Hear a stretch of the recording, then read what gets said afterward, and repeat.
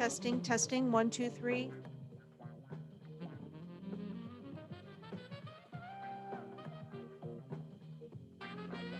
Testing, 1, 2, 3.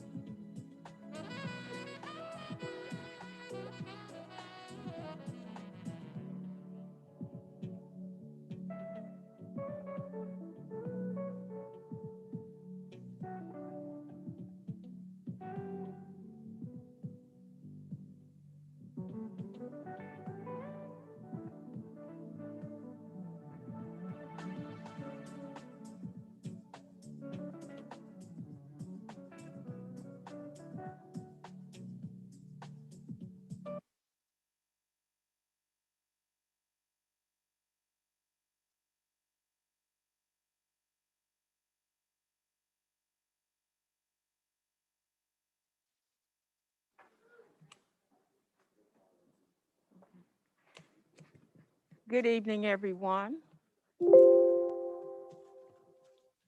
Hello to our community who's watching and to our in-person people as well. I'd like to call this meeting to order. Ms. Williams? Ms. Saunier, Ms. Cousins, Present. Ms. Fowler, Here. Ms. Fowle, Mr. Davis. Present. Ms. Jones. Here. Dr. Roberts. Present. We have a quorum. Let's begin with the Pledge of Allegiance.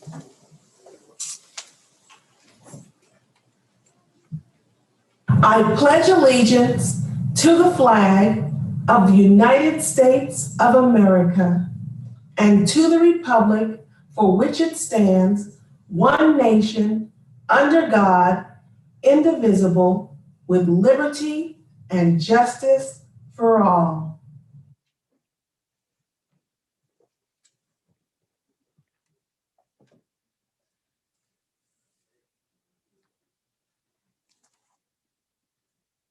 We're going to move right into the spirit of excellence. We have a first in robotics, a first in FIRST robotics. Gateway STEM high school student OBK Owishe, who has been selected as a 2021 FIRST Robotic Competition's Dean's List Award winner in recognition of his leadership and dedication in the areas of science and technology. This highly coveted award, similar in prestige to the National Merit Scholarship Award, is only given to 10 students from around the world each year. Onwuche is only the 4th St. Louis area student to ever win the award, and it gets better. OBK is the younger brother of Gateway STEM alum Chibale Owishe, who was awarded the same honor in 2019.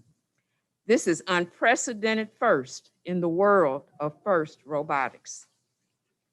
As a FIRST robotics competition Dean's List Award winner, OBK will now travel to New Hampshire to meet FIRST robotics founders Dean Kamen and Woody Flowers, the retired MIT professors who conceived the robot building competition in 1992. I want to mention that older brother, Chibale, is currently studying engineering at Purdue University. Congratulations to OBK and the Onwuche family, and congratulations to Gateway STEM. I hear we can expect to see their younger sister competing next year. Congratulations.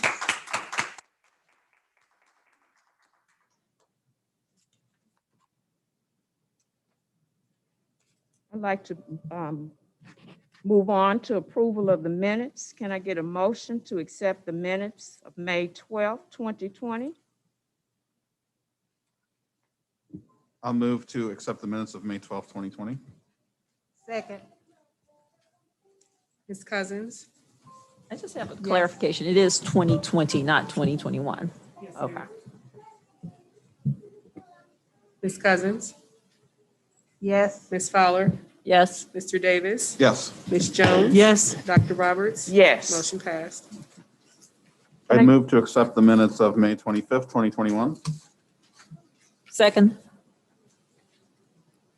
Ms. Cousins, Yes. Ms. Fowler, Yes. Mr. Davis. Yes. Ms. Jones. Yes. Dr. Roberts. Yes. Motion passed. I'd move to accept the minutes of June 8th, 2021. Second. Ms. Cousins, Yes.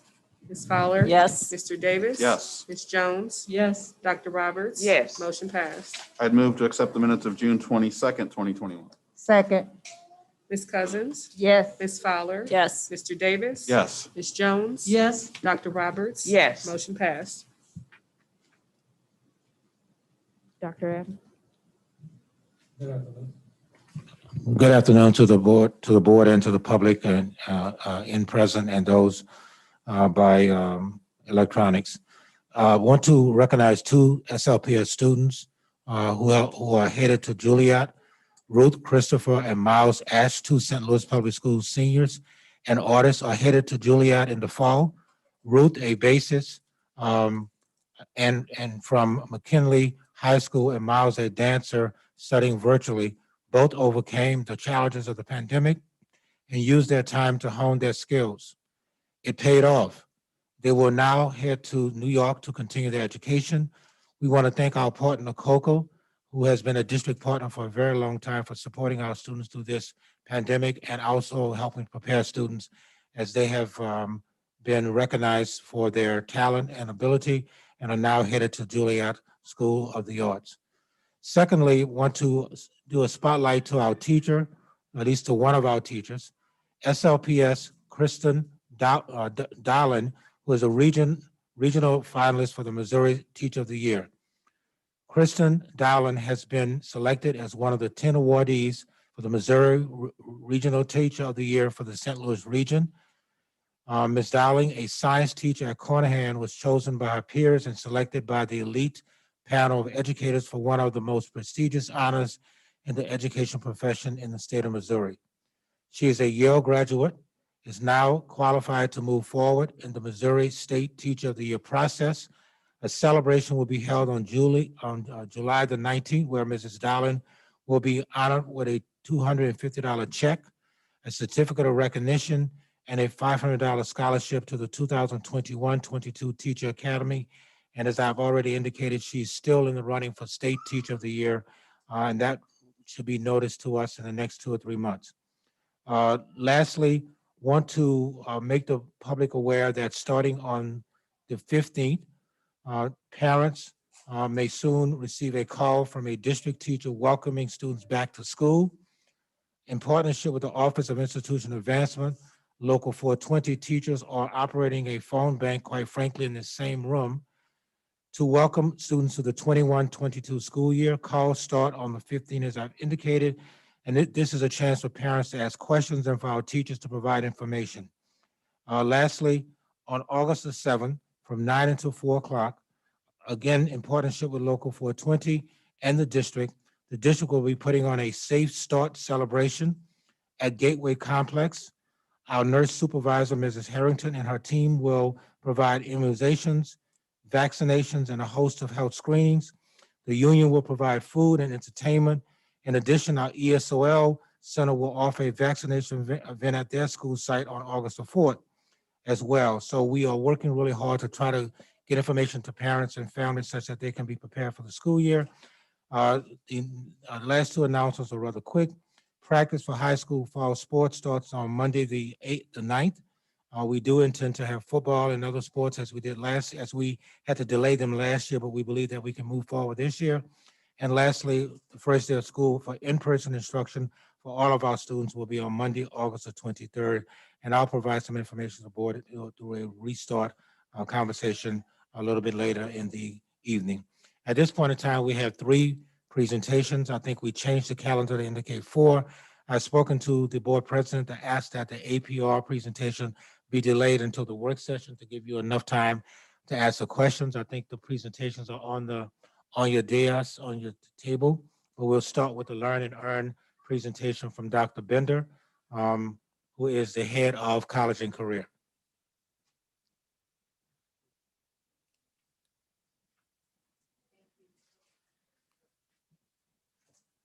Thank you.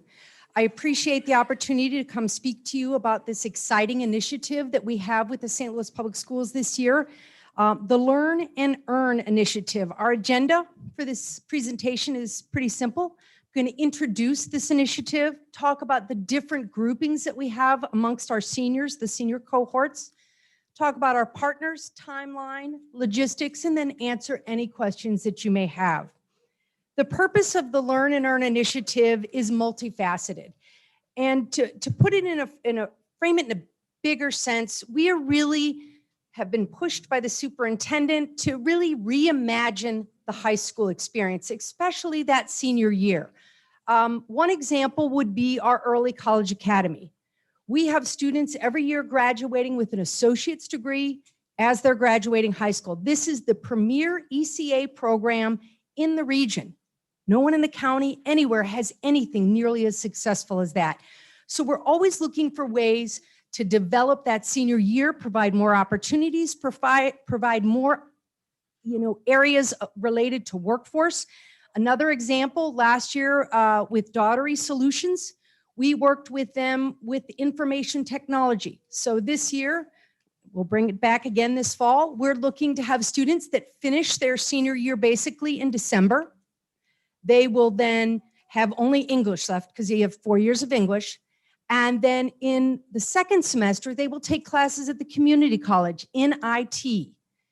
In the summer, they go right to an apprenticeship and then to employment. We have presidents of companies, of Ameren, of Evernorth, that are saying, we appreciate the college education, but what we need are people with these IT skills, and we are looking at a broader set of folks. So as we do this work, we are looking at those opportunities. 2 weeks ago, UMSL called, and they did a presentation to a number of the districts talking about if we can provide the correct dual credit courses. We won't be able to do it this year.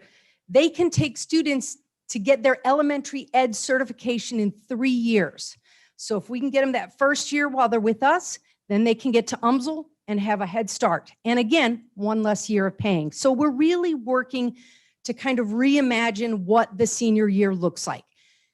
The areas also include bringing in youth employment opportunities for the seniors, building transferable job skills. We know that it is extremely important, whether students going to college directly, whether they go to work, college, or they're working and college, whatever it is, the majority of our students will end up in the workplace. So they need those transferable job skills.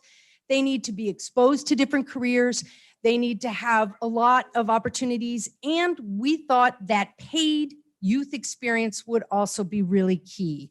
So that is the general gist of where we are heading with this. The senior cohort. So there are 3 cohorts. The first cohort are new interns. This is the new part of the program. So this would be for a student, a senior who is on track for graduation. Student can earn 32 credits in 4 years. They only need 24 to graduate. So we run into situations for those students that are really on track where they look up and they need something else. They've taken all the electives, they want another opportunity, whatever that is, they want more and we want to give them more. So we have looked and created this program to be able to send those students into the workforce, like 2 days a week or 1 day a week, depending on their schedule. So that is the first of the 3 cohorts. The second cohort we have been running for decades. We have students in career and technical ed that go off and do internships. For instance, we have students in the certified nurse program. We have 4 sections of that across 3 different buildings. And those students have to spend 100 hours in an elder care facility getting that hands-on experience. So they have been doing that. Part of this would be pay the new intern program, but also, because we don't want to gut CTE, providing a stipend so that those students won't want to jump CTE and go over to the pay program. We want to maintain that fidelity. So that's the second grouping. The third grouping is actually something I've heard a number of you refer to before, and that is a business education class where you get credit for working out in the community. So I'm a senior, I get a job at Target, I come and I see my teacher and I say, I've got a job at Target, here's the proof. And I have to do things like resume, networking, different skill sets. And then also I am able to get paid by Target. So that's the third grouping. We're hoping in total to deal with about 600 students being paid. But as you will see there, we are in conversation with the city to increase this number maybe to about 1,000. So those are the 3 cohorts we're dealing with. The new intern is the main part of this program. St. Louis Public Schools has been a partner from the beginning.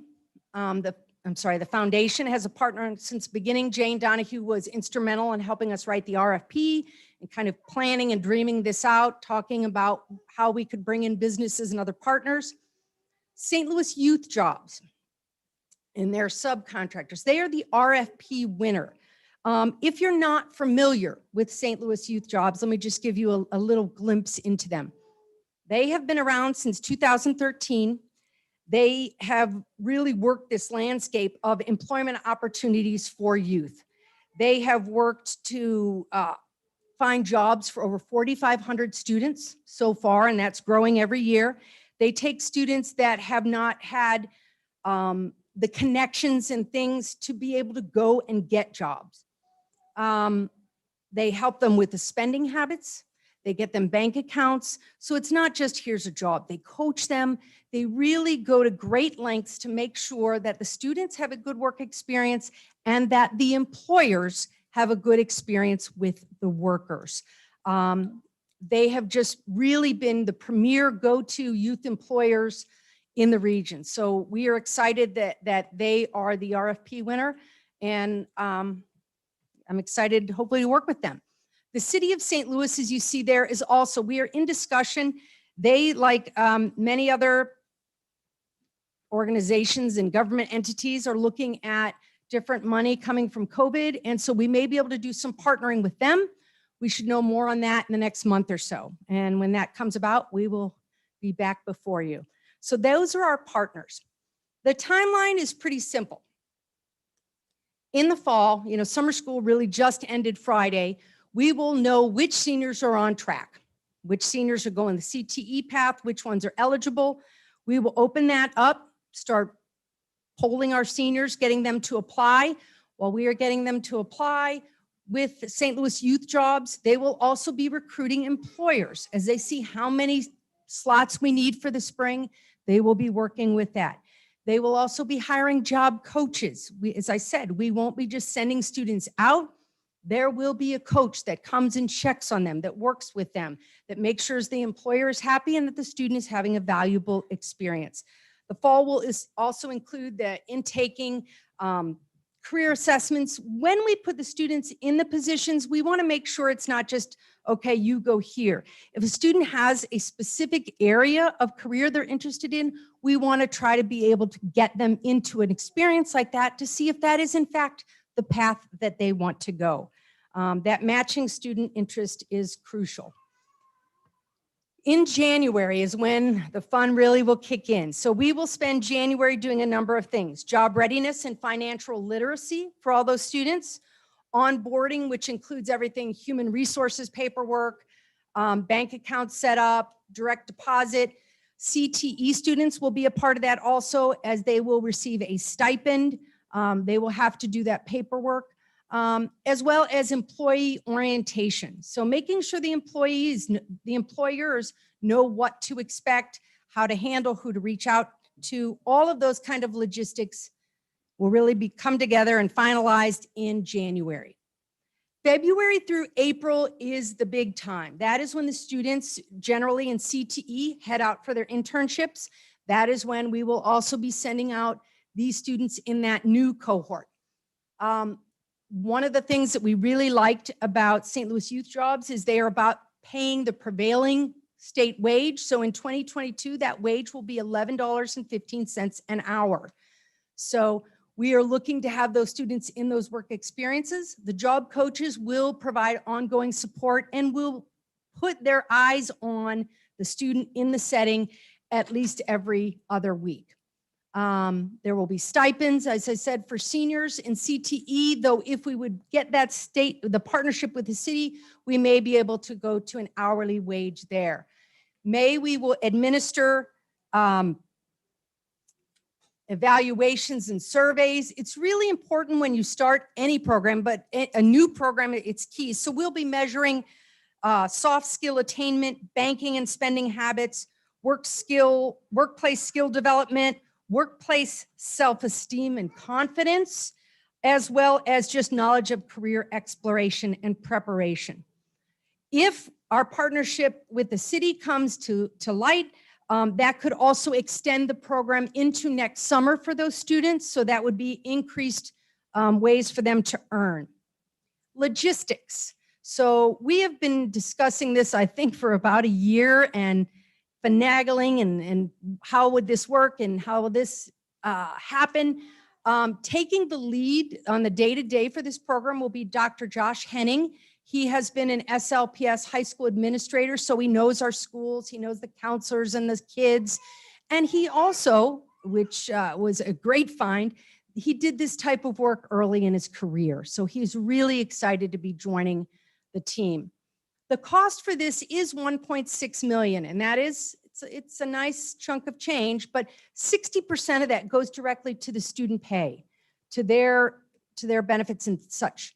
500,000 goes towards staffing, of which 90% directly supports student in the field. It's not folks in offices, it's there with our students.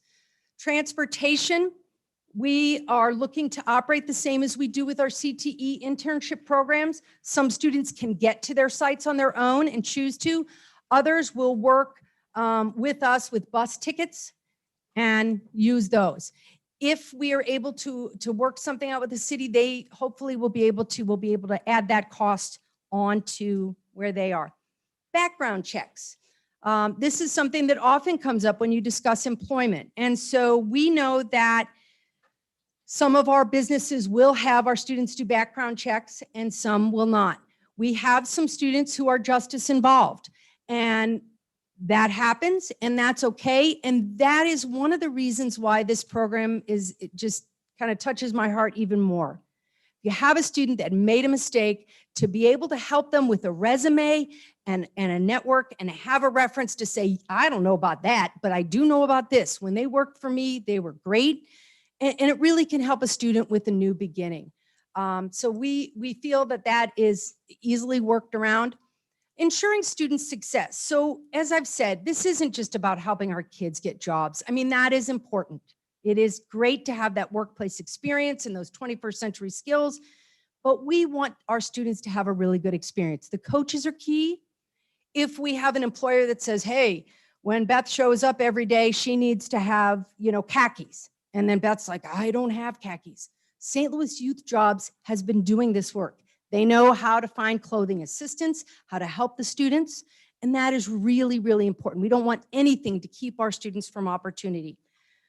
Fit. So when you think of fit, it's not just, is this an area of interest for me? It could be location. If it's a great opportunity, but a student has to take 3 buses to get there, that probably is going to be something that's going to end up causing issues. So we'll look at location, we'll look at career interest, we'll look at the schedule. What are the hours they want to work, and does that work for that student? So we have a whole lot going with this. We are really, I'm excited that we're starting this, and I'll be happy to answer any questions. I do have one of our colleagues at St. Louis Youth Jobs, Jerica Robinson, is here. She is the Director of Partnerships and has been quite helpful in the last few weeks as we've kind of talked through issues. So questions? Questions for Dr. Bender? Yeah, I have a few questions, if you don't mind. One, who's going to actually handle the financial literacy part of the program? Great question. St. Louis Youth Jobs does that. Okay. They do that with, I've worked with them years ago when I was a building principal, when they were recruiting kids. That is part of their standard curriculum. If you get a student a job, but you don't teach them how to manage that money, you're only doing it halfway. So they're well trained at doing that. As you guys are considering a partnership with the city, I would maybe encourage you guys to look to the treasurer's office, because they have a really good financial literacy program, and a former board member actually is the current treasurer. So Great idea. they may be able to give you guys some more resources, because they partner with a really well-known Operation Hope, which is a really well-known financial management organization. Then the other question I have, and I guess more of a suggestion, and this is from an employer's perspective, having worked with some of your CTE students in the past, and also the youth program, having brought in some of these students. I think you guys really have to work on making sure that the program is a success for the employer as well. I had some successes, but I had some not so good experiences with the CTE program, as well as the youth program. So I really hope that while you focus on the student, that's really important. You have to make sure those students understand that this has to be successful for the employers as well, because if employers aren't pleased with those being sent to them, even though there's funding for the program, there may not be any jobs. So I really hope that you guys spend some good time thinking about how you ensure that the employers have a successful experience as well. Definitely. That is crucial. Thank you. I have a question. How are you, or how will you all ensure the accountability piece, I guess I want to say? If we're saying we have, and it looks good, it sounds good with the 600 youth and what Fowler is saying, I agree as well, but I'm more so concerned with reporting. How do we, or is there something put in place to see how the reporting is done to better assess the success of it? Well, the evaluation goes for our students as well as the instructors involved and the employers. Everyone on all the fronts are surveyed as to how it goes. And I think that's one of the really great things about sending the coaches out. So if you get a problem, you get it before it gets too big, before it's not able to be resolved. So I think that kind of communication and the training that goes on ahead of time.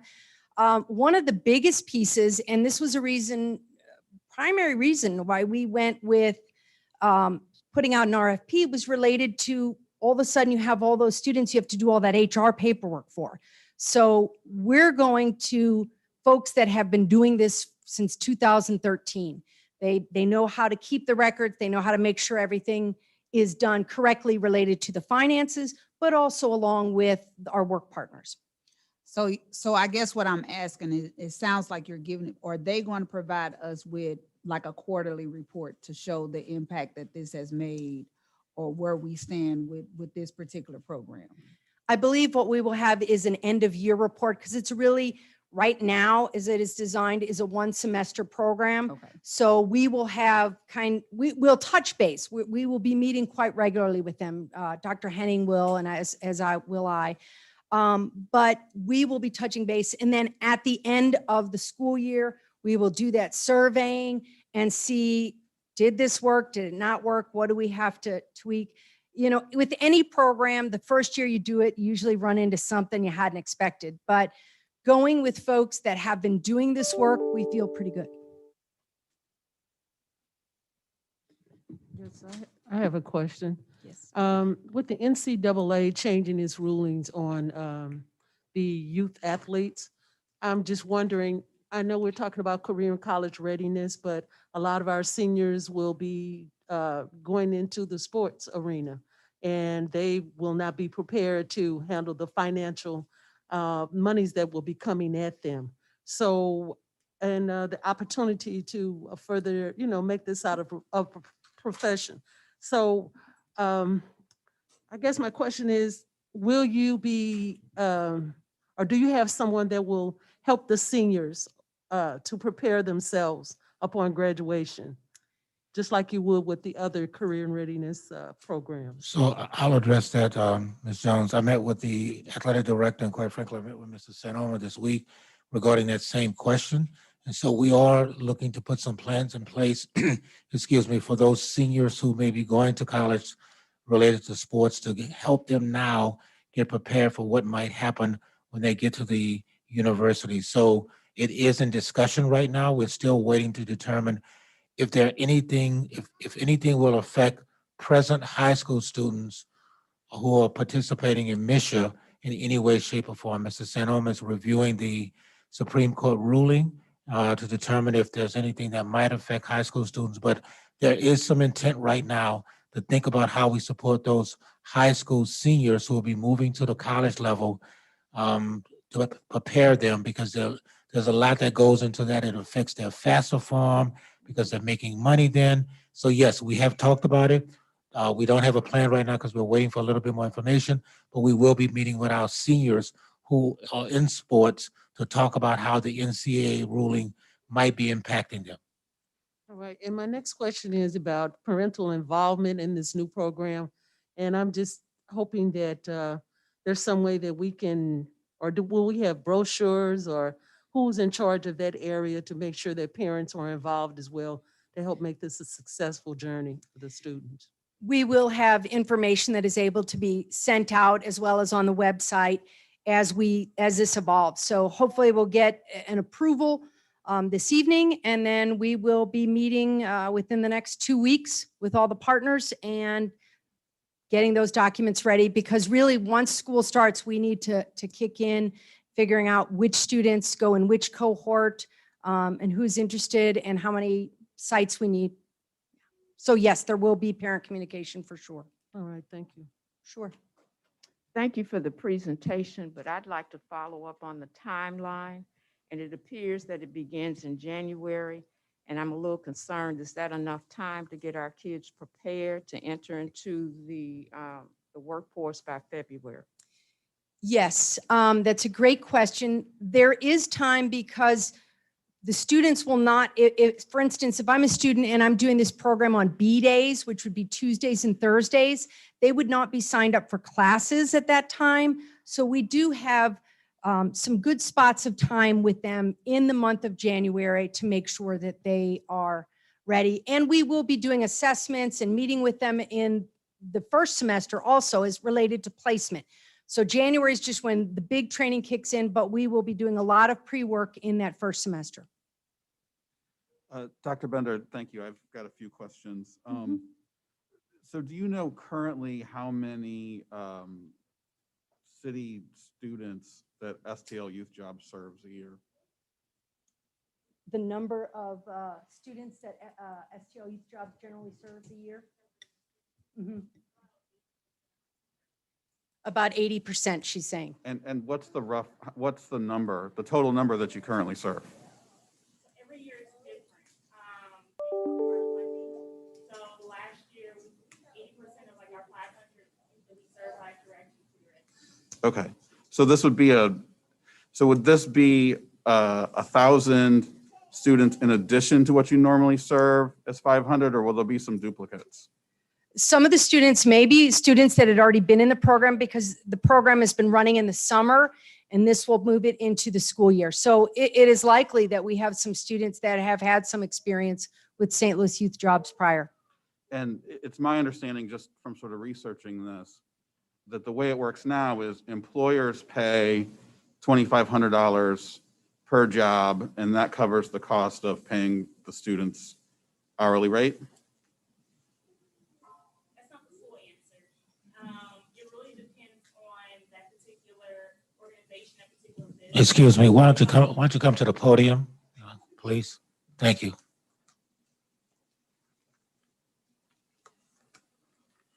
It really depends on size. So a large corporation may be required to pay the full price, but a small mom and pop, it could be a lot smaller than that. And then we also have free spots available for our summer youth as well. And so this model is sort of changes. Are the employers going to pay any amount, or will this be free to them? So that's up to SLPS because traditionally we are summer year round. So for this particular opportunity, you guys will be paying that cost, so the employers would not have to pay a portion. Okay, Mhm. and these are real jobs. These aren't just like shadow opportunities. These students will be actually performing work that's of value to these employers. That's correct.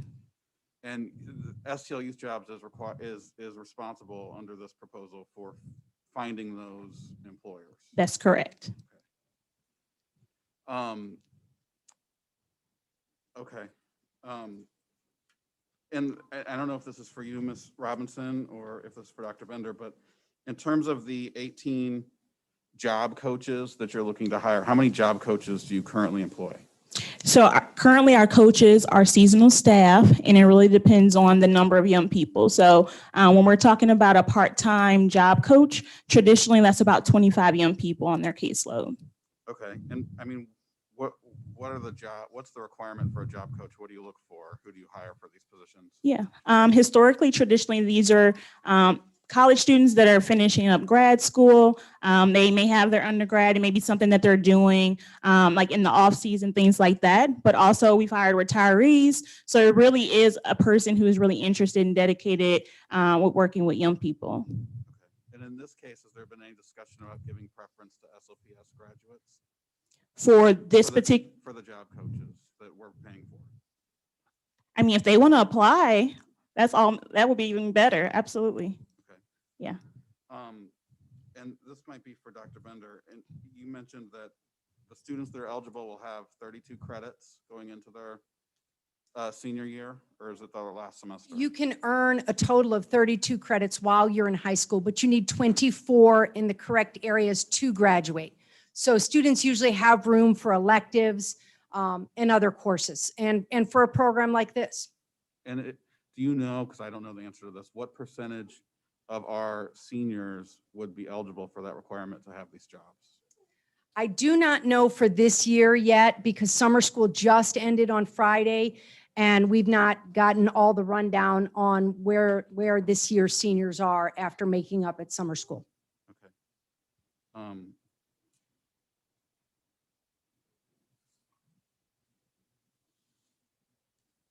And in terms of the partnership with the city, I think they're still, the Board of Aldermen is still in session last I checked.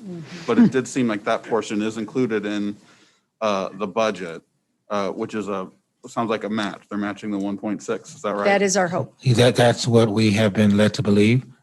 They are going to be in consultation with their council, with our council, but they're looking to match it to make this a $3.2 million proposal for next school year, with the understanding in 4 areas. Number one, that we try to maximize every student that we can. Number two, some employment. Number three, the wage may change a little bit as well from 11 to something different. So they've been very specific about 4 areas that they're looking at to partner with us on. And in terms of logistically how that's going to work, and maybe it's not been worked out yet because you're waiting for council, is that money staying with the city and going directly to STL youth jobs for our students? Excellent question. That's why Mr. Sanoma is going to be negotiating with their attorney. It will come back before the board as likely as an agency agreement, depending upon what they frame in that agency agreement. Does it go to them directly? Does it come to us? That is what has to be discussed with council. But they have given us one proposal, I think. And so once the older people, as you indicated, approve it, then I think we move from that point. But it will be an agency agreement that has to come back before the board. So the details will be fleshed out and you'll know them hopefully at the next board meeting. But you're asking us to approve this agency agreement separate from that? Yes, that is correct. We're approving this in isolation. We thought it would be best not to mix the two together. We thought about the idea of asking you to approve 3.2 with the understanding that the agency agreement would be attached to this, but it's still being negotiated. So we didn't want to muddy the water. We need to move forward with what we're going to do and then allow council to have that conversation around the other 1.6. I thought of one more question, Dr. Bender. Sorry to take so much time. If you could explain just the internships, the CTE programs, what schools are currently have the CTE programs and what internships are provided? Yes, all of our schools have some CTE programs. The schools that predominantly are involved with internships would be the CTE courses out of Beaumont, Miller, and Gateway STEM. CSMB also sends out interns, but not necessarily through CTE. But the largest CTE programs for the district are at Clyde C. Miller and at Gateway STEM. And will the collegiate interns be provided stipends as well? Yes, that is our intention. And is there any concern or any consideration about a balance for the students? So, I mean, you mentioned those close to your heart students that may sort of be behind the 8 ball on some of these things. Is there a concern to balance it out to encourage those students to apply? Yes, any student that we feel would be eligible. So a student could do 10 hours a week. They could do up to 25 hours a week. So it's going to really vary depending on the student's situation. So if I still am kind of catching up on some stuff, I may just to be able to be free Tuesday and Thursday afternoons or Monday and Wednesday afternoons. So yes, we're really looking at how we can target the individual students and meet their needs and giving them these 21st century workplace skills. Okay, so that was my last question. I thought of one more. In terms of how, so let's say we don't get enough students. Let's say that there's not 18 job coaches that are needed, or perhaps we don't identify 18 job coaches that are hired. In terms of this 1.6 million, are we on the hook for that regardless of whether or not we hit those goals? No, sir, we're not. It's based on the population of students that we support. Obviously, we won't be paying students if they're not there, and we won't need as many coaches and the technology to support them. So no, this is based on a high of, I think, 650 or 600 students. 600 with the initial agreement. Yeah, 600 students. And so if it's less than that, then it will be reduced by that amount. So we're not turning over 1.6 million and say, go spend it. On a quarterly basis, we'll be looking at the number of students and how the numbers are coming in and going from that point. All right, thank you both. I do have one more question. Do you guys have any employer advisors on any of the CTE programs or the St. Louis Youth Jobs to ensure that we understand what employers need in terms of the youth employees? Excellent question. I'll answer from the CTE standpoint, and then I'll let Jerica handle for St. Louis Youth Jobs. We do, all of our CTE programs are required by the state to have education advisory boards. So with all of the programs, they have employers. As a principal, I can recall sitting in and we'd be discussing, a business program, and the employers would be like, we don't use that anymore. And so, yeah, we do get that kind of input on what kind of technology our students need to be learning. All the programs do have advisors that give that kind of input. So we do have a director of employer relations who is responsible for everything related to employers. So ensuring that we are selecting those who are, qualified to actually take in our young people as well. And so on a regular basis, she's communicating with them. She's also identifying what they may need, things like that. But really just being on top of that and being kind of like that advisory board in a sense for those particular employers as well. So we do have someone in place for that. Dr. Bidder, I do have a question. I'd like to know, you named several schools that would be participating in this program. Will Vashon become one of the participants as well? Yes, so they don't traditionally send students out on CTE internships. And that was one of the real pushes on this program is bringing greater equity across the district. So yes, they would be part of that first cohort and the third cohort. So they do have the supervised business experience course in business there, but they will also have the opportunity for students, if they've got their schedule will allow, they will be involved. Yes, every school is eligible. We don't expect as much involvement from some of the schools, just if students have very strict course loads and things like that. But students that have room in their schedules, and especially the schools that don't have as strong CTE programs, this is really a great way to provide them with that career support. Are you going to be the point person for this program along with this agency? Dr. Josh Henning will be the point person, and he will be working on my team. Yeah. Okay, one other question in regards to media and documenting the program's success or problems along the way. We currently have a lot of young people that are seniors that are involved in the media program. And it would be an excellent opportunity for them to help document, the ups and downs and the successes of our students as, we go along, because I would love to hear the student voices at the end of the program to talk about their journey through this whole thing. So we'll know better the next time and improve the program. But I also would like to know,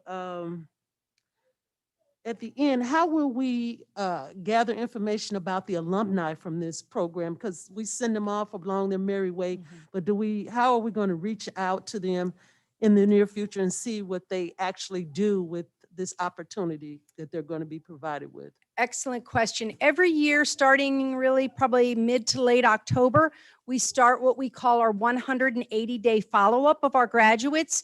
So we are reaching out to them to say, what are you studying? Where are you studying? Where are you working? Were you involved in any CTE programs? The state asks us to record, for instance, if a student is in a health sciences program, is the program they're in college at in health sciences, or are they working in health sciences? So we are able to track if a career pathway has tied to where the student is at in that first 6 months out of high school. And so we will be able to do that. And one of the other connectors we will probably be adding this year is, were they a part of this program? Because that will give us another piece of data. But excellent, yeah. All right, thank you. Are there any other questions? want to thank Dr. Bender and our partner. We started this conversation over a year and a half ago, and they have actually brought it to fruition, and so we'll see. I appreciate the board's comments, and we'll obviously provide you back a report about where we're going and what's going on and how many students and those kinds of things. I think the questions were excellent questions, and so I've taken notes about 8 or 9 things that the board has said, and we'll be able to try to look to see if we can incorporate that into some of the questions, some of the work that's going to take place with our students.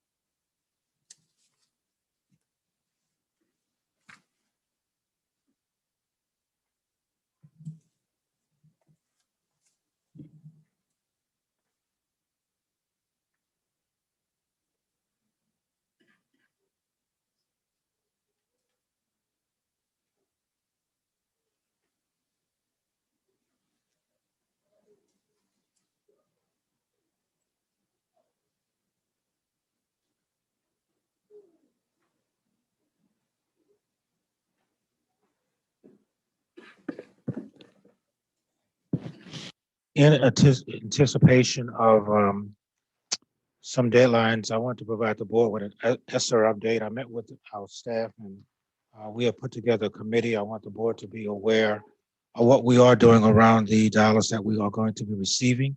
And so basically what I'm providing the board is an update, but the update is from a meeting that was held, our initial meeting regarding ESSER. And those persons who may not be familiar, ESSER are the dollars that the federal government has provided to all districts and cities as well to address the pandemic. And so I want to walk you through my initial conversation with the committee, and I think it'll give you some information on the public as well.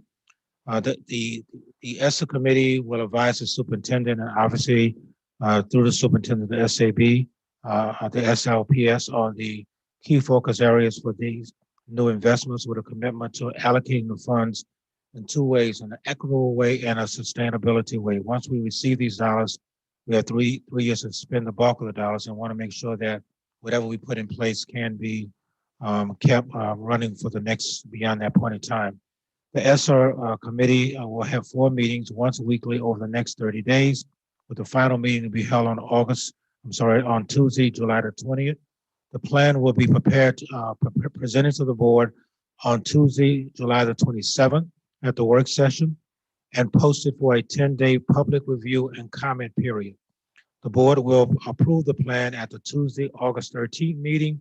Why is that? And I'm sorry, that's a Tuesday, August the 10th, not the 13th. The plan must be submitted to DESE by August the 23rd. So we have a hard stop on August the 23rd across the state to present to the DESE what the plan is. The core approach of all aspects of current work in SLP is aligned to our transformation plan with a focus on equity, coherence. Meetings will be hosted virtually. ESSER committee members represent a wide range of stakeholders. We have about 38 persons who are part of the committee. We have representatives from the community, representatives from the PAC committee, parents, representatives from the local 420 from the union, representatives from teachers, for administrators and central office. They've had 2 meetings, and those meetings are held on Tuesday from 3 to 4:30. Dr. Williams, the new chief of staff, is facilitating those meetings at this point in time. So basically the dollars of the support, as you see, school districts that address the impact of COVID, as already indicated. In March 2020, the federal government provided some $13 billion in ESSER funds. In December, $54 billion were provided to districts across the country. And the last iteration was $122 billion. The state of Missouri received $208 million in the first iteration, $871 million in the second iteration, and $1.9 billion in the third iteration of dollars that they will be receiving. The district has received $10.6 million in the first allocation and has spent, at this point in time when this presentation was done, it was about 60% but we've actually spent all of the dollars in the first iteration. At the next board meeting, you don't have a financial report tonight because you will be getting one at the next meeting, and Ms. Banks will cover this as well as the funding, at least the revenue spent and budget for last school year. And that's why you don't have one tonight, because the fiscal year ended on June 30th and it was too fast to turn around in 10 days or 13 days, the full report, which you will receive at the next meeting. In the second iteration, we're getting $46 million. And those funds are going to be have to be spent by September 2023. And in the last iteration, we're receiving $103 million, with $68 million being received sometimes in September, and we have until 2024 to spend those dollars. So the committee's purpose, some things that are allowable and not allowable in terms of what can be spent. We cannot spend money for bonuses, merit pay. We cannot cover any executive salaries and benefits of any individual. We cannot expend any money on union-related issues related to teacher or faculty unions or associations. And activities on purchases cannot be spent on any kind of religious activities as well. So those are the 4 areas that the funds cannot be spent in.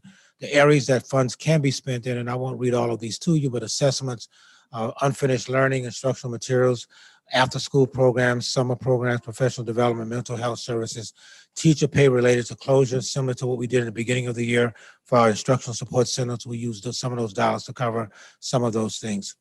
Some of the priorities that we are looking at is obviously equity and coherence. And coherence simply means that we're spending dollars in a uniform kind of way. We also want to make sure while we're listening to a number of different parties, we don't want to be pressured to spend dollars in ways that we don't think aligns with our transformation plan, our strategic plan. And obviously the ESSER funds will complement the programs that we already have. And if we don't complement the programs we already have, we're looking to spend those dollars. We're looking to have some justification why we're not aligning with the strategies that we have already put in place. There may be some good reasons why we are not doing that, and we want to be able to articulate that as well. I won't go over this slide. This frames the coherence piece, but at the bottom, the board has made 3 issues a real priority: reading, math, climate and culture, and obviously college and career, which is not on here, but college and career. But these are the priorities that the board has already aligned. The first 2, we have administration has made climate and career culture a real priority as students come back to school for the first time. And obviously this notion of focused instructional learning work is our way of determining, one of our ways of determining how we're doing in these areas.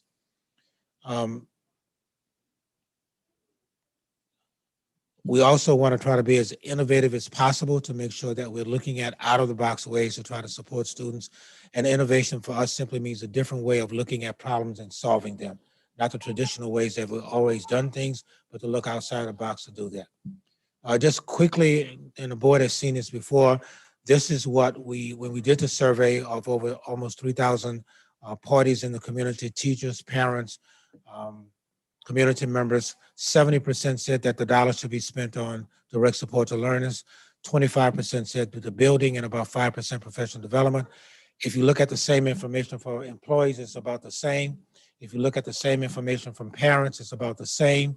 If you look at the same information for community, it's about the same, all geared toward spending the dollars in the ways that the survey has indicated is what we're looking to try to do. Just to give you some synopsis of some things, direct support, 70%, as I said before, facilities 25%, and training some 5%. These are some ideas that we are looking at right now as it relates to mental health services, and these are just ideas. The committee is going to come back on the 27th and provide a real explanation of how these dollars are going to be spent, and I'll be providing something to the board. This is about direct support to students as well. How do we make sure that we are identifying and addressing unfinished learning? There are multiple ways that can happen. There are 3 committees that are focused on unfinished learning, 1 focused on facilities, and 1 committee that's focused on the notion of professional development. So again, the committees have been meeting for an hour and a half and also meeting outside of the Tuesday date to come up with recommendations as it relates to how to spend the dollars. So again, I want to give the board a quick update. The board will obviously delve a little bit more into this at the 27th meeting, because we'll have some recommendations. We'll put it out for the public to give us feedback, and then we'll come back with a final recommendation to the board in August, and then submit something to the DESE on August the 24th.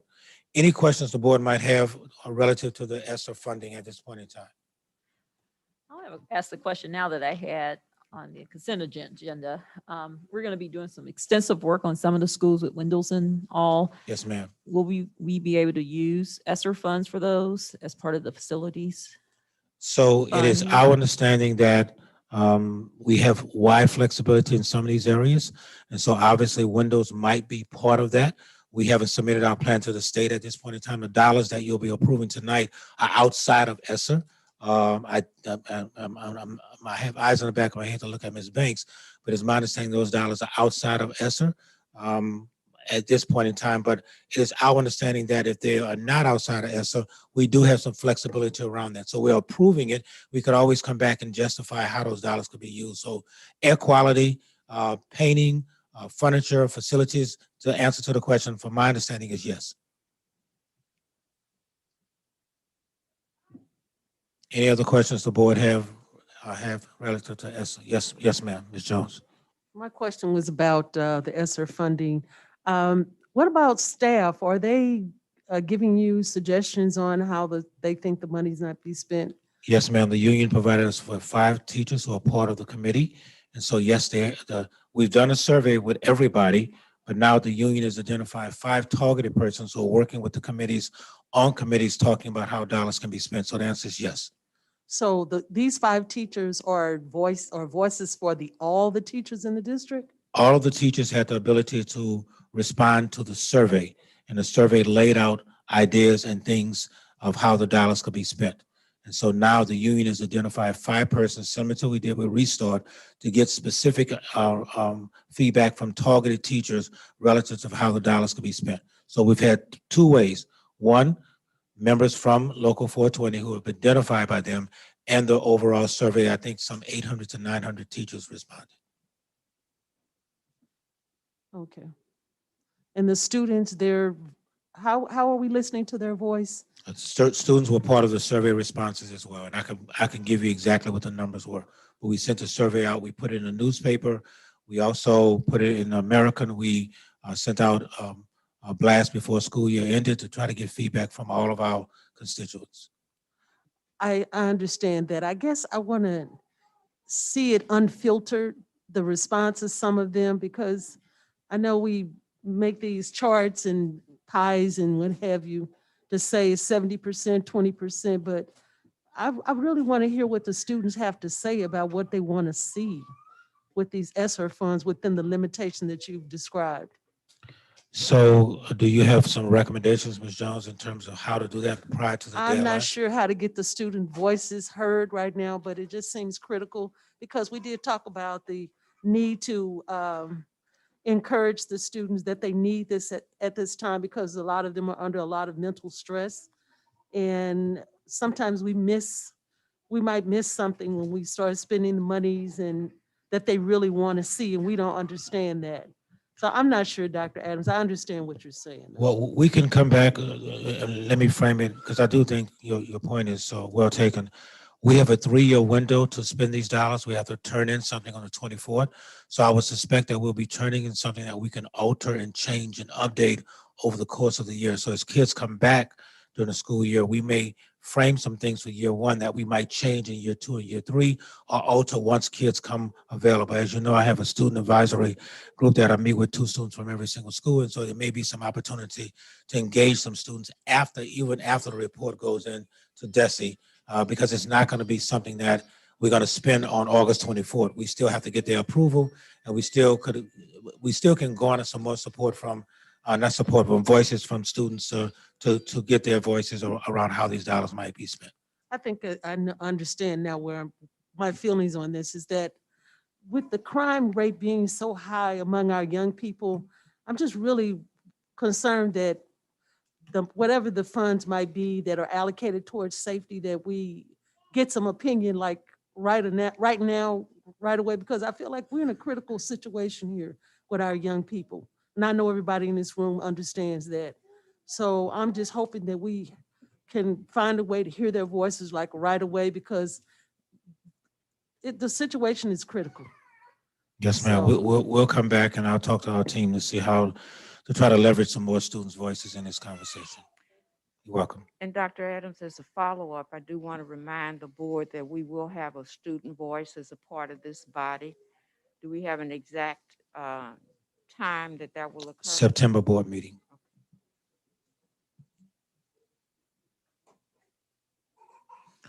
I'll move to the restart plan, and I want to publicly apologize. We put the restart plan on the website. There was some errors in the plan, plus some glitches as well. So it is off the website at this point in time. It is being updated after this presentation tonight. It will be back on the website.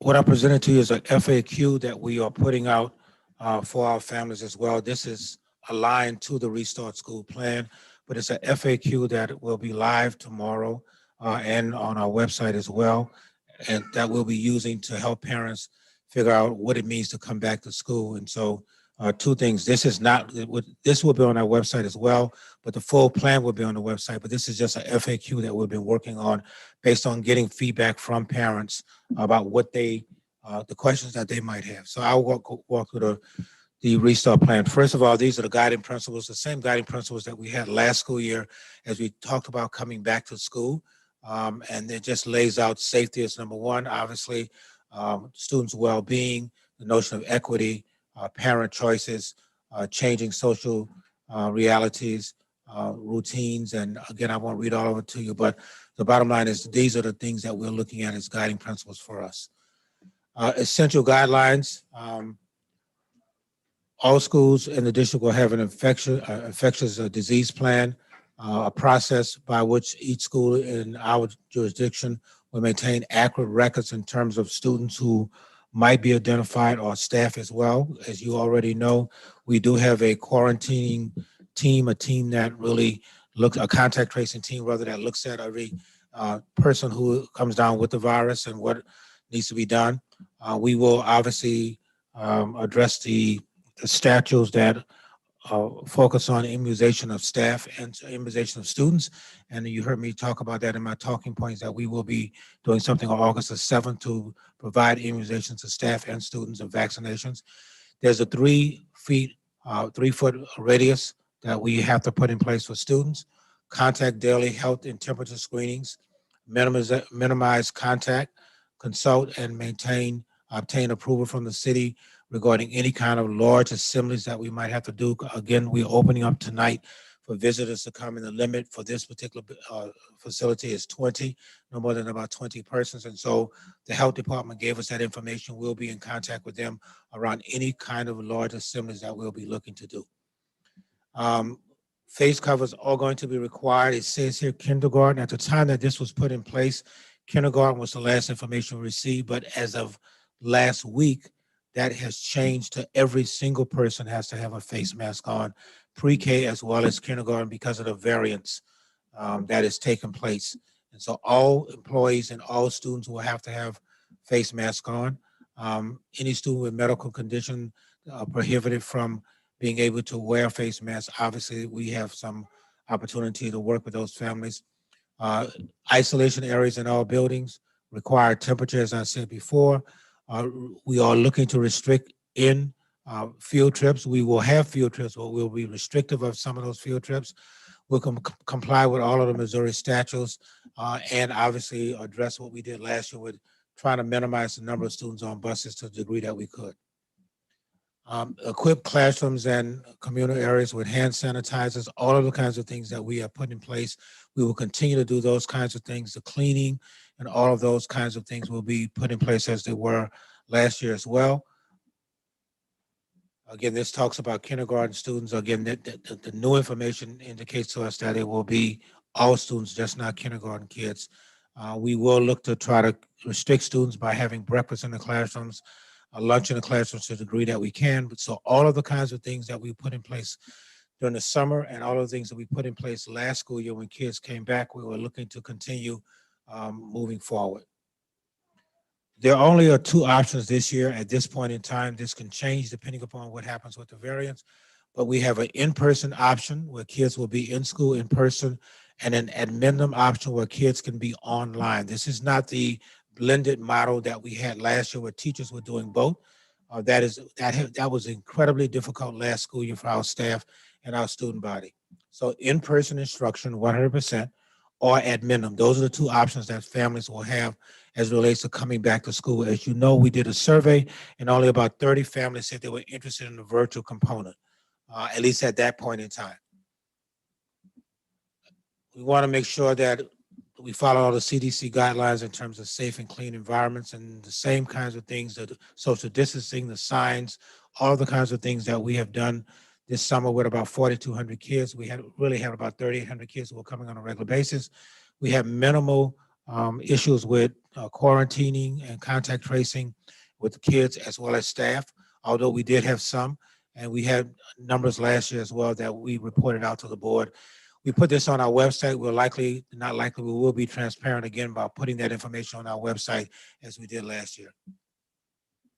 We are going to provide one-to-one technology to every single kid as we did last school year. So families and kids will have technology.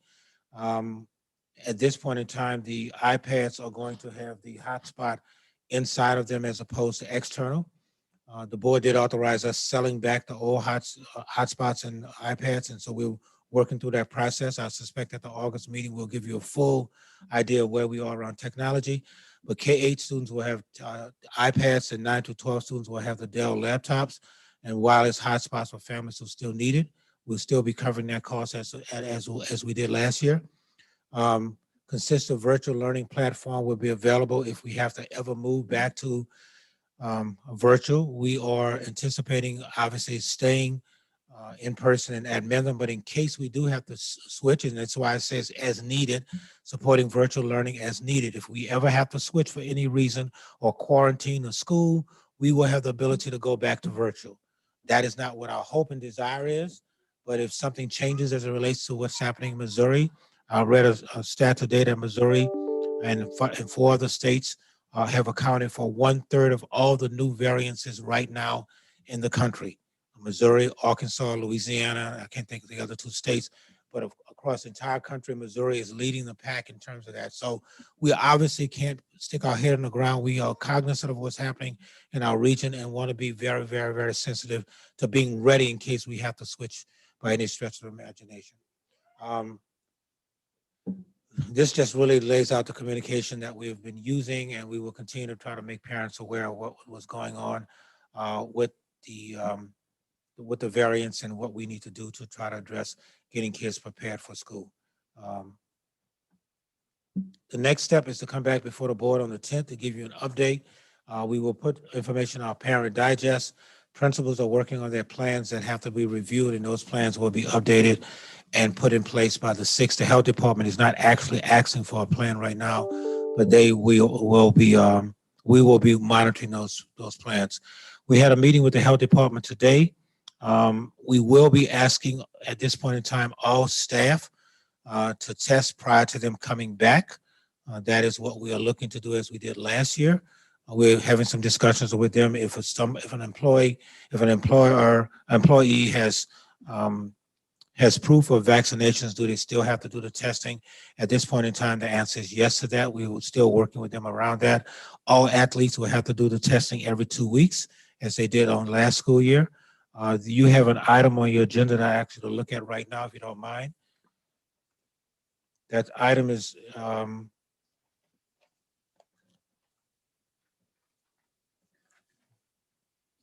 number 08102104. I'll be asking the board to approve that tonight as opposed to next August. We received information from the health department today that the kind of tests that we were planning to do before we can't do, we have to do the test that this entity will be working with us on, which will allow us, and Walgreens will be also supporting. We will have the ability, if this is passed tonight, to send employees to Walgreens, because we actually start screening employees on the 26th of July. Persons who are coming back to this building, everybody in this building on the 26th will have to be screened. All of our principals come back on the 26th. They're going to have to be screened as well. So this item allows us to do the screening based on the memorandum of understanding here. And I have it on my text exactly what we will have to be doing. But the bottom line is, I'll be asking the board to approve this tonight such that we can do the testing based on the new information that we received from the health department. I just want to frame that as we did last school year, things are changing on a regular basis, and we will do our best to update the board and the public about the changes that are taking place across the region relative to this pandemic. I meet with superintendents tomorrow from across the region at 9 o'clock for an hour-and-a-half conversation, because we stopped meeting for the last month, but we're starting to meet again because things are changing relative to information that we're receiving relative to the variants and how it's impacting families and kids. So we want to be prepared for what might need to happen. So I know it's a lot of information. I know I kind of covered a lot of different areas, but I want to take any kind of questions the board might have relative to the restart. I do have a question, Dr. Adams. Yes, ma'am. On slide 7, choosing how to enroll, you're saying initially when the parent is enrolling their student, they have the option for in-person or to just, I guess, virtual, correct? In person or online. It's a little bit different than virtual. Virtual means the teacher is in front of you on the screen. Online means that you're on the screen with the work by itself. There's not a teacher in front of you, because when we did the survey, only about 30 families said that they wanted that virtual component. So with that, what if the child goes into that status of doing the online and they see it's not working for them? We give They them have until the end of the option. quarter to come back. Okay. That is correct. So every 8 weeks, they can come back to the regular environment. Yes, ma'am. Dr. Adams, one thing I didn't notice in the classroom is, and I've talked about this a few times, and my understanding is that you guys had these in the warehouse. I didn't see where the teachers would have desk shields in their classrooms, and I'm wondering if that's going to Yes, ma'am, it happen. is. It is, Yes. okay. But we'll give teachers options if they Mhm. want it. We have Okay. enough to put it in front of every teacher if they want it. So yes. And then the other question I have is, or a comment question. Last night, our mayor was on one of the national news shows, and she said that only about 20% of the African-American community in the city has been vaccinated. Have we made plans with the urgency, if needed, to close the schools? Because if that few people have been vaccinated and they're now getting together in the classrooms, we may need plans sooner than later. And if we have put any urgencies on a plan to have a smooth transition of learning and also communications if there becomes a desperate need to move people out of schools. So the answer to your question is, I met with the team on yesterday till about 8 o'clock last night. We were here, and we have a plan A, a plan B, and a plan C. So we are working with 3 different options, Ms. Fowler, to try to address what might happen. And right now, the plan is in person. But I want to caution that we had the same plan at the beginning of last school year, and that changed. We had to come back, and the board had to change the calendar and give me more days. But the intent right now is in person because of vaccinations with staff and students above age 12. The last I heard is that there's a possibility that the vaccine may be available in September for grades for 12 and under, but that's all speculative right now. But we plan on having in-person instruction to the degree that we can, depending upon what happens in the region. But at this point in time, the health director has not done as he did before. In the past, the health director has said, you cannot be in person. And so we have to follow that directive. If the health director changes the directive, then obviously we will not be coming back in person. But at this point in time, that is not the case. So we do want to give families the choice and flexibility, and our staff as well, to try to make sure that we give in-person instruction because it's the highest opportunity for students to achieve based on the data that we've looked at. What happens if the COVID rates in a certain community or if a certain school goes way up, are there plans in place to just address those schools? Yes, ma'am. Okay. And then lastly, you had mentioned one of the August agenda items, consent agenda items that you're going to have us look at. Which one was that? So we could look at that quickly. I'm sorry. It's 08 10 2104. It's the fourth one for August. Okay. Yes, yes, ma'am. It's a memorandum for testing. Okay. Yes, ma'am. And Dr. Addison, I'm sorry, Matt, I just had one other. Do we know, I don't know if I missed it or not, do we know at this point how many of our teachers and administrators have been vaccinated or where we stand with that?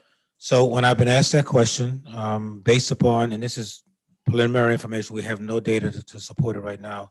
We think the numbers are around 60 to 80, based upon what occurred when we opened up Vashon High School to do the testing. We had thousands of persons do it. Now some were charter, some were Catholic, but we have opened the door to do that.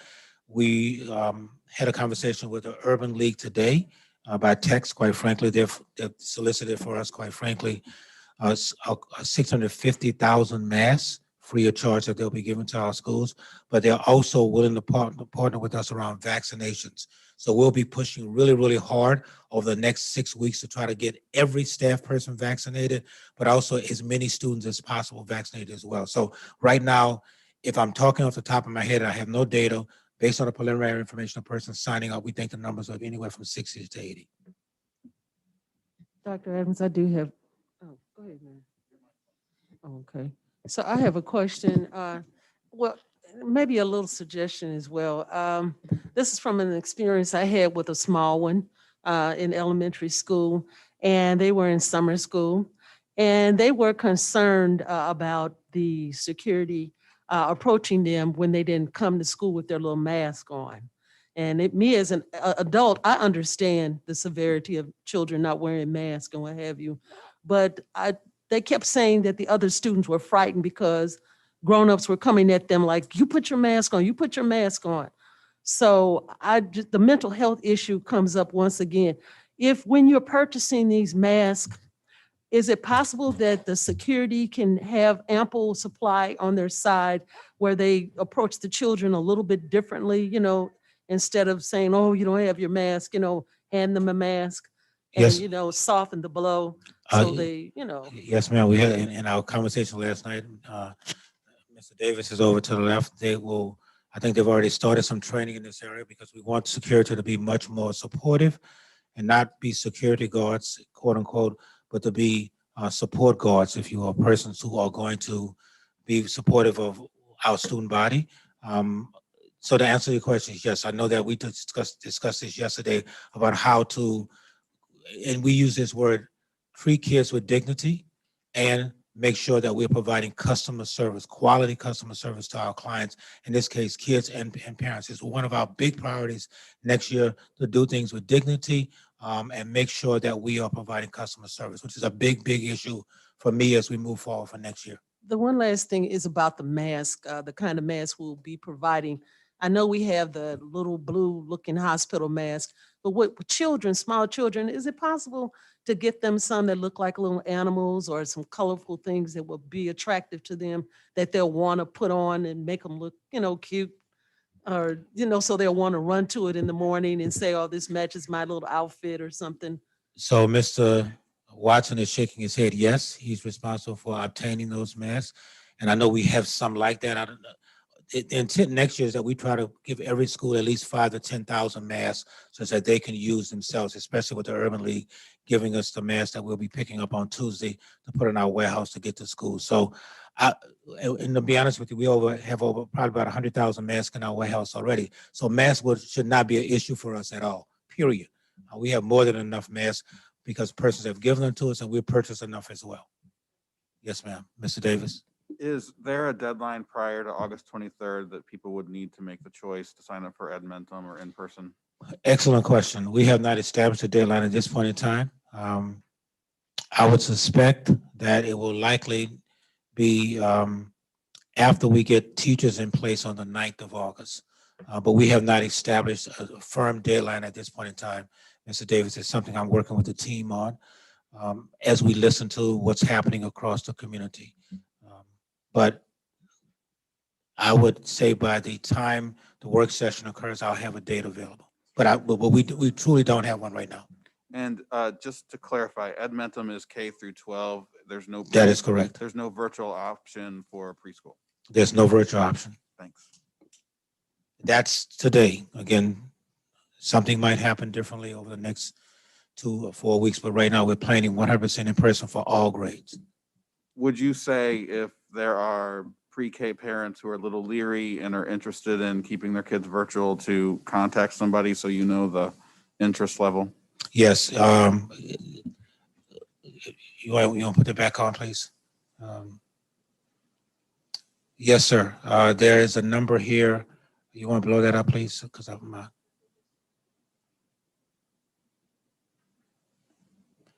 Yeah, the number is 345-5656, and we'll have somebody answer the phone and we can respond to them. We didn't have a great deal of interest 30 days ago, but obviously some things are changing around the variants. But if we're going to do that, we have to really put some things in place to try to accommodate what that looks like. So at this point in time, we'll, after this presentation, the restart plan goes out tomorrow. Is that right? I don't see Mrs. Willis tomorrow. Yeah, it'll be on the website tomorrow. And we'll have some contact information there for families as well. So we could kind of survey again, kind of where we were before. I thank the board very much and the public as well for this listen to the presentation. I would just request that that the public look at the website on a regular basis because it changes based upon information that we receive. Thank you.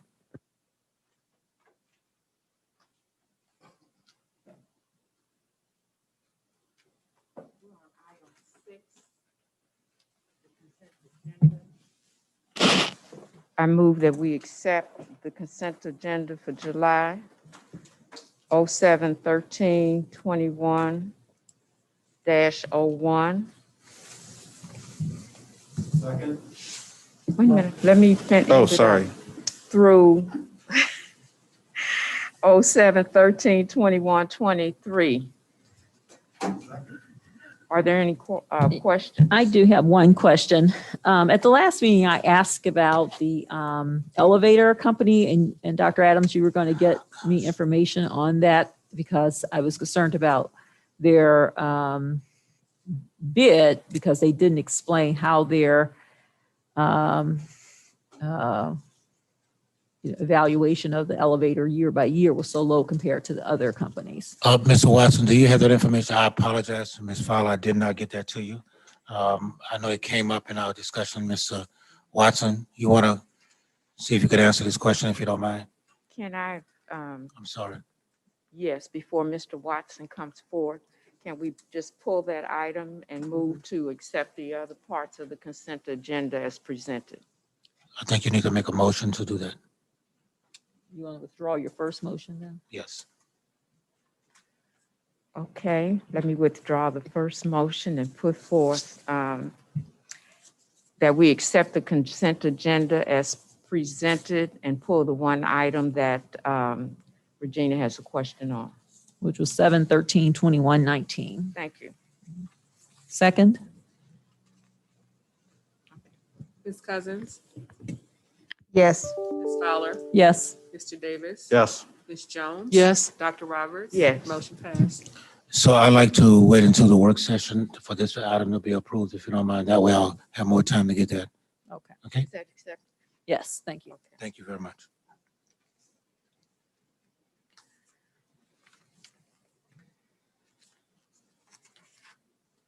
Okay, we're down to board reports. The special item that I asked to be, Oh, yes, sorry. yes, ma'am. I'd move to approve 8/10/2104 from the August consent agenda. Second. Ms. Cousins, Yes. Ms. Fowler. Yes. Mr. Davis. Yes. Ms. Jones. Yes. Dr. Roberts. Yes. Motion passed. Thank you, board.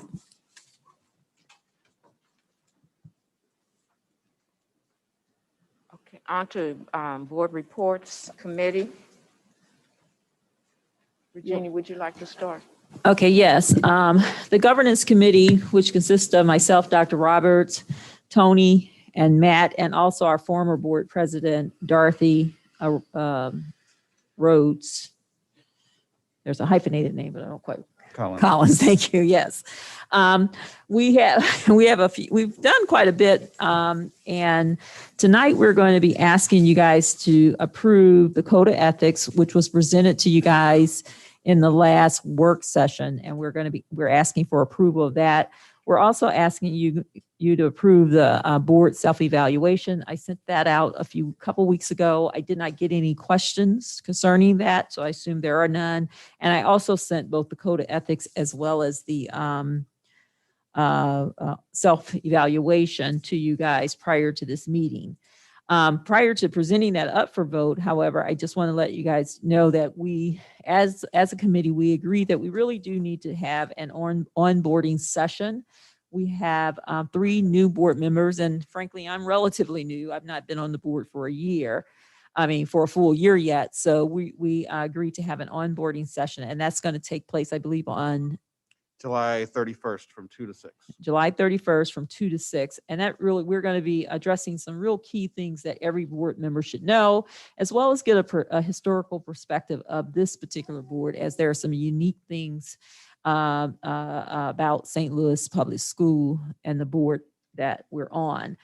And then lastly, we had included in the agenda an onboarding document, and what that includes are things that as board members we should be doing or have accomplished as a board member, especially within that first year. And I hope that everybody has had a chance to look at that as well. So Dr. Roberts, that's my report, but I'm hoping that you would move to call for a vote on the code of ethics as well as the self-review.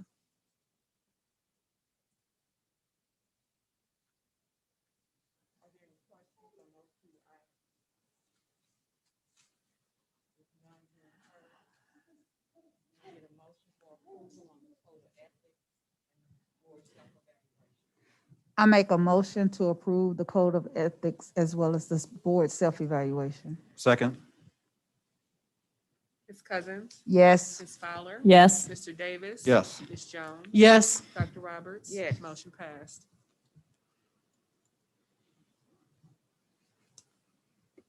Matt, do you have a report? I do. The first meeting of the ad hoc legislation and advocacy committee will be Thursday at 6 o'clock. All of the board members are encouraged to attend.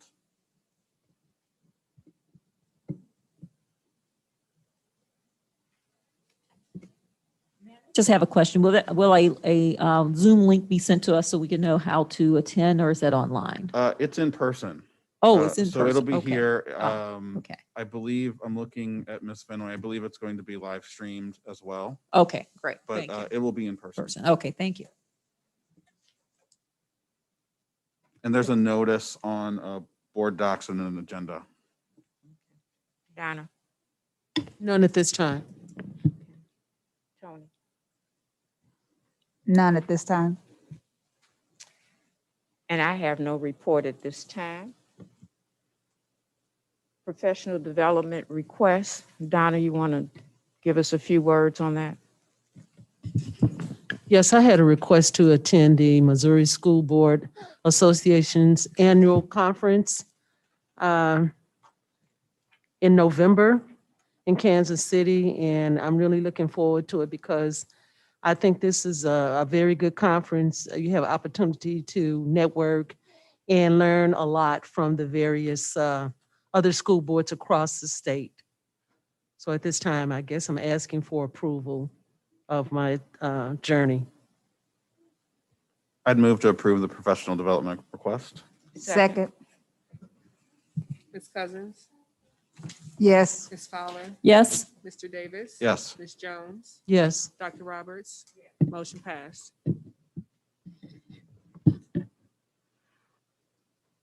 We're going to move into public comments, and I want to thank our in-person attendees for your patience. And I'd like to begin with Mr. Monroe.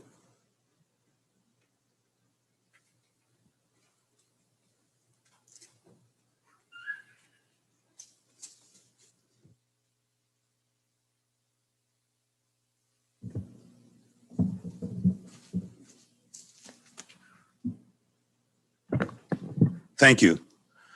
I'm Bill Monroe. And first of all, I want to welcome the new members of this board. And thank you for serving this community. Number two, I was once a part of this board. I served 4 years. And I was happy to serve.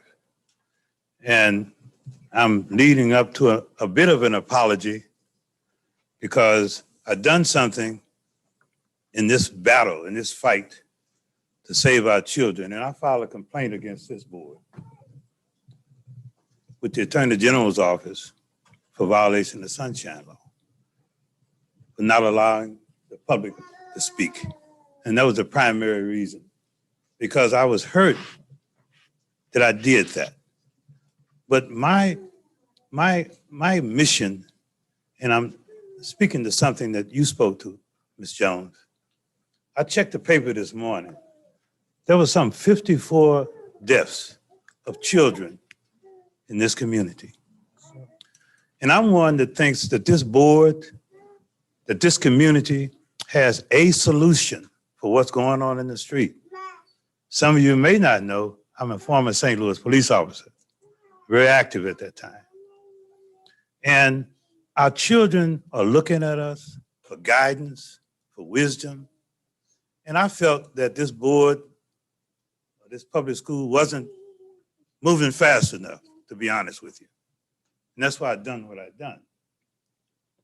And I love this board, and it's necessary. Our children are hurting. Our children are dying in the streets.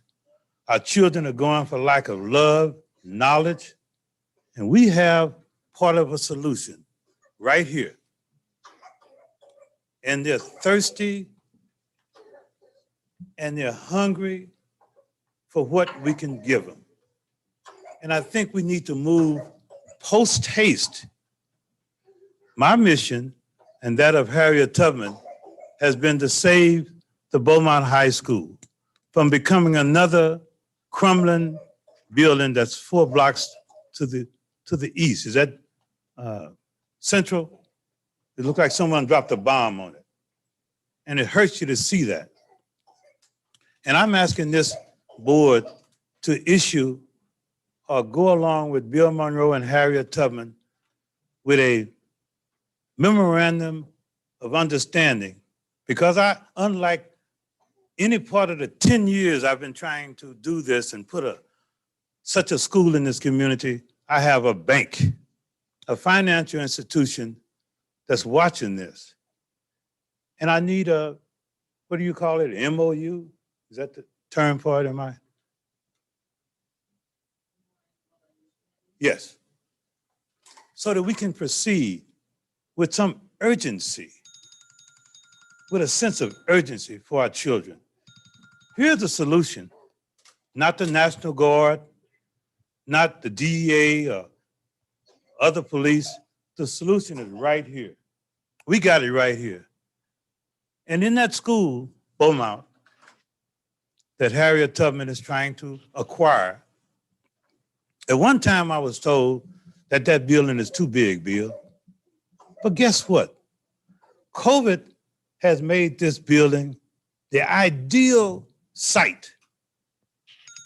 You know, in rooms that we used to educate and teach 25 and 30 children in a room, the design that I've given, and you guys have my proposal, you have what I have given you. And in that proposal,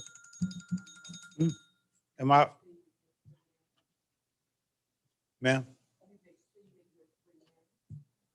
I have. Well, in parting, each room, we can put cubicles and sections in those rooms where our children can enter these cubicles and be educated during the day and take their masks off and be safe. And unlike many things, it takes more than 3 minutes or 2 minutes for me to discuss why Beaumont High School is such a right place for our children and it'll save lives. And I'm Thank done. you. Appreciate you. Yes.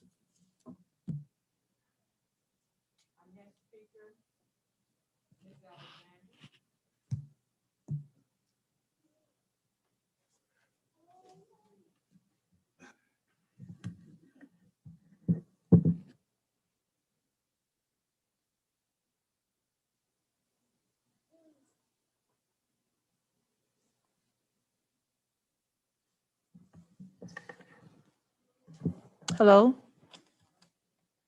Good evening. We are Mr. and Mrs. Alexander with the Communities One Project. And we have a question for the board. We want to know, how do you get on the board's agenda? How do you get on the school board's agenda? We wrote you a letter. We sent it to you individually, and we did not hear back from any board member. And we're really saddened about that. We're here to discuss Dunbar Elementary School. Dunbar is an integral part of a unique learning community. You have Vashon High School. You have Dunbar Elementary School, of course, and you have the William J. Harrison St. Louis Community College, joined with the Senator J.B. Jet Banks Park, literally across the street from each other. Everyone is saying that they haven't seen anything like it.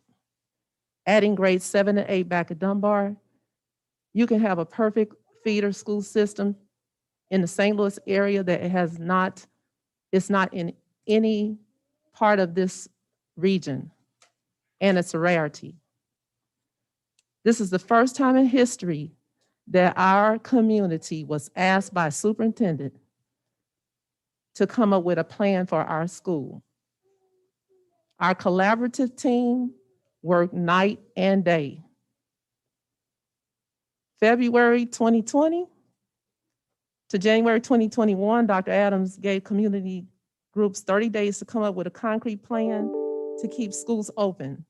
The Communities One Project submitted a plan to bring back grades 7 and 8 to Dunbar to increase enrollment while decreasing transportation costs.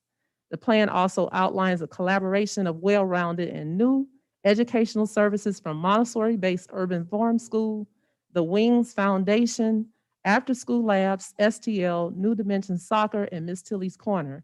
These resources provide mental health experts, Montessori guidance, computer tech, training, farming, teachers, sports coaches during regular school hours and after school hours at no cost to the district.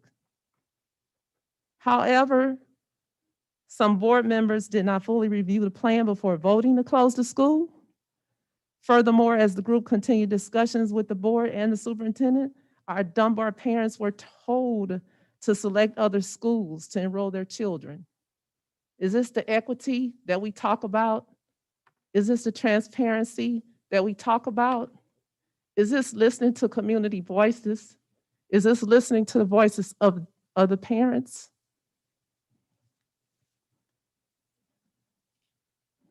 Dunbar was put on the market to be sold for just over $1 million. A meeting to have SLPS technical staff to put Dunbar plan into the SLPS curriculum never occurred, and resources in the Dunbar plan were suggested to be utilized at Hickey School. We were part of the plan to save Hickey School. We were part of the plan to save Sumner. And we're still fighting. And we're asking for your support to please put us on the agenda for the August meeting. Thank you. And one more thing, please. You know, after you hear our conversation tonight, that the board's supposed to respond to us in writing. You never do. Thank you. Thank you. Our next speaker is Michaela Gray.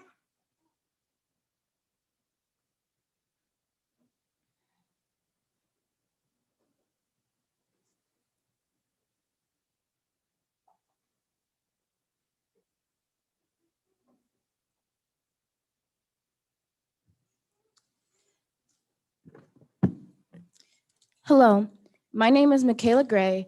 I'm the lead hope builder with Bridge to Hope St. Louis. Bridge to Hope is a parent-led movement. We dream of a world where one day every child has access to quality, equitable schools. I want to first thank President Roberts and other board members for reopening this public comment portion of the meeting. I want to share my story and why I'm so passionate about education. I moved to St. Louis in 2012 as a high school freshman. When I moved here from San Diego, I was ahead of my peers. When I got here, I found myself retaking classes I had taken in middle school. Sorry.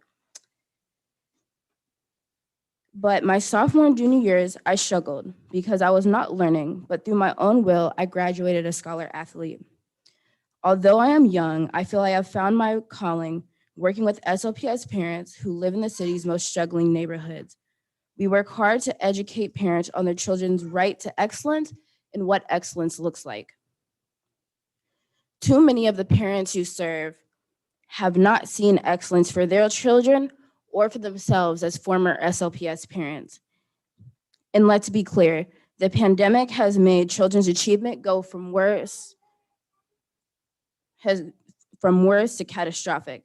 And this is why we are here and why we will continue to be here until we see a real plan to address learning loss, recovery, and a path to excellence that includes parents. Last fall, at the height of the pandemic, our parents recognized that they had no idea how their children were performing. Many parents were surprised to find that SLPS has a 22% reading proficiency, 22%. In response, our team, along with parents and other community members, designed a plan to address the lack of learning that exists within SLPS. The individualized academic recovery plan was presented to Kelvin Adams and other staff on May 5th, 2021. In this meeting, Bridge to Hope was shown the ultimate disrespect as we talked to a chair, an empty chair, for 30 minutes. At the conclusion of this meeting, we were told that you guys SLPS would not be using our plan because they had one of their own. We later found out there was no plan to address the lack of learning within SLPS. Yesterday morning, members of Dr. Adams' leadership team was gracious enough to meet with our team. In this meeting, we learned that the plan was not a plan at all. I asked, is this a new plan or has it been reworked? The response was that it was both reworked with some new additions. Their individual reading improvement plan was reworked to satisfy state legislation. So what is troubling is that the original plan has been in the district since 2019, and we know where that got us. The plan designed by Bridge to Hope parents was presented to Superintendent Kelvin Adams and several members of the board months ago. Our individual academic recovery plan takes a holistic approach to a child's education. This includes all subjects, even social and emotional assessments, and outlines roles and responsibilities for a child and adults to ensure a child's success. Ms. Gray, I'm sorry to interrupt you, but your time has expired. Okay, I will finish with this. Hundreds of kids leave your school ill-equipped for life. This is the legacy that you are leaving. Will you continue to allow this to be SLPS, St. Louis Public Schools legacy? Thank you.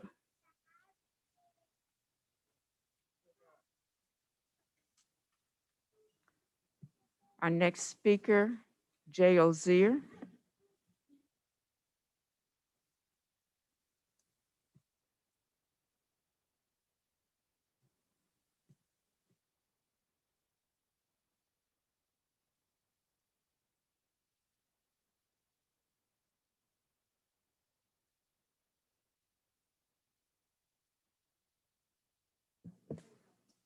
All right.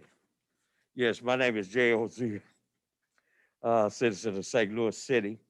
And I was coming to discuss, this thing did some crazy mess on me. But anyway, I came to discuss in regards to education in our schools, and we know we're in a situation where we can get out of it. And I did want to express that one of the former St. Louisan, Maya Angelou, wrote a book. It's called While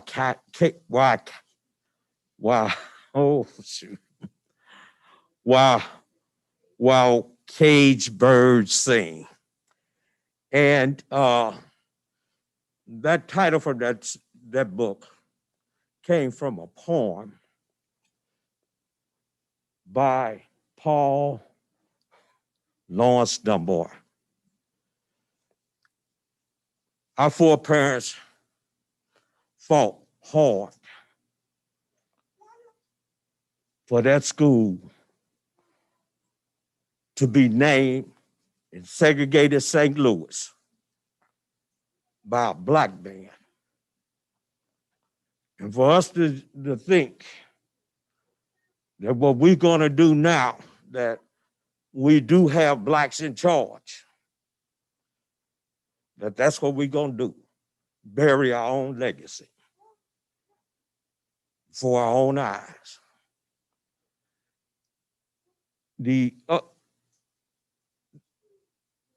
I just can't say enough about the importance of leaving behind. Schools are pillars in a community.